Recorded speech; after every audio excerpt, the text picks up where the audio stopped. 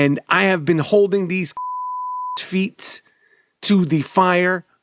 I have been evolving, learning, embracing, supporting, standing up for so many different things, whether it was Black Lives Matter and the George Floyd, and before that, the Eric Garner, I Can't Breathe situation in Staten Island, which broke my heart. Clarence Thomas on his ass, to standing up for abortion rights and women's rights and the right for women to choose and do whatever the they want and need to do pertaining to their bodies. And of course, I've talked about Pig Dick Donald Trump, aka Dick Stain Donald Trump.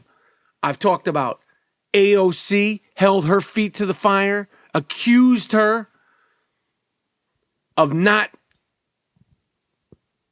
explaining her January 6th situation in full. People were offended by that, but I saw what I saw. She went on Instagram Live. She was telling her story. I saw what I saw.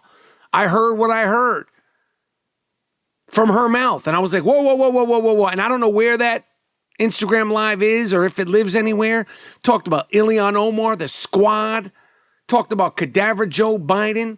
Talked about Yuck Mouth, Rudy Giuliani, Steve Bannon, the human infection. Talked about Junkyard Jared, who I was wrong about. Junkyard Jared was fantastic for Israel. You could hate it. People that hate Israel hated Junkyard Jared because he was so pro-Israel. But I talked about Junkyard Jared on the podcast, on social media. I talked about him on the Stephen Colbert Show. I have talked about everybody. I've laid it on the line. I've evolved, I've changed, I've learned, but I've been consistent, talking with a comedic twist. With a comedic twist. The only times I haven't talked with a comedic twist was when it was a serious issue. January 6th, that day, felt very serious. Obviously, afterwards, I talked about the QAnon shaman and all those scumbags.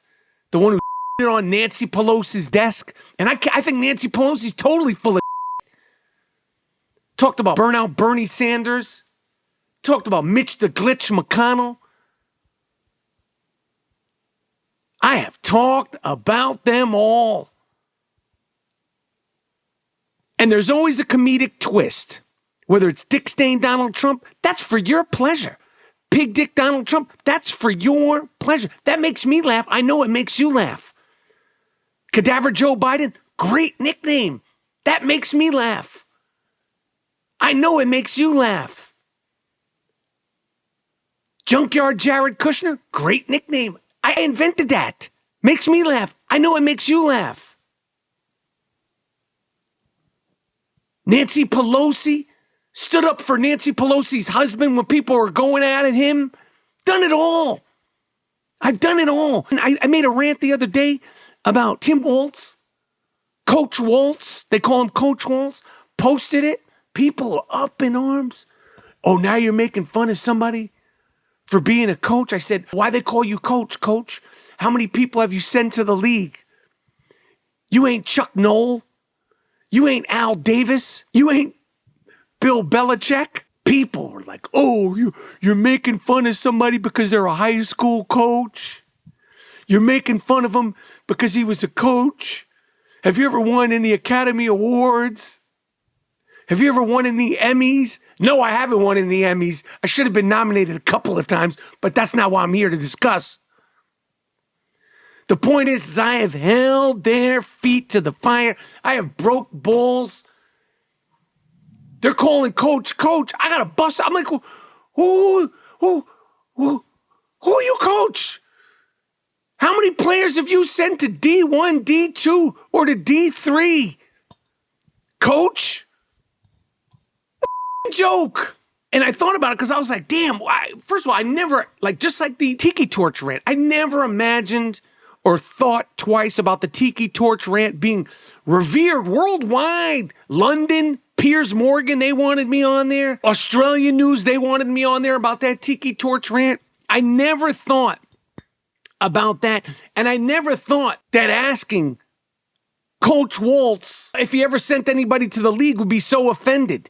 And if we're going to get coaches, why don't we get my man Coach Brown from Last Chance U? He'd be a great vice president. My man Coach Brown from Last Chance U, he'd be a fantastic vice president. People are up in arms about this. But it's because you're talking about their guy. And that wasn't even the gist of the rant that I posted. The gist of the rant that I posted was hold these people accountable. Make them earn your vote. All of them.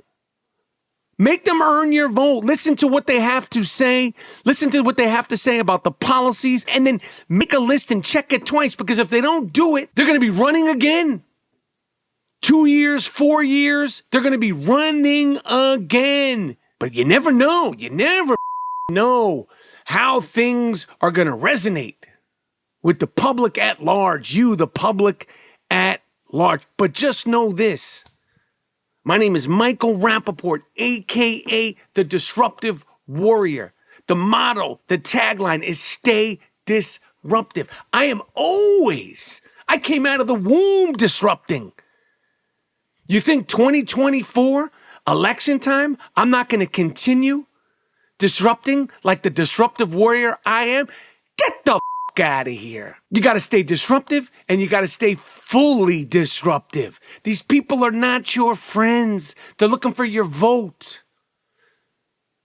This is not a popularity personality contest. To me, it's a policy contest. It's a policy contest. I don't care about what you look like. I don't care what you say. I don't care if you're cute, not cute.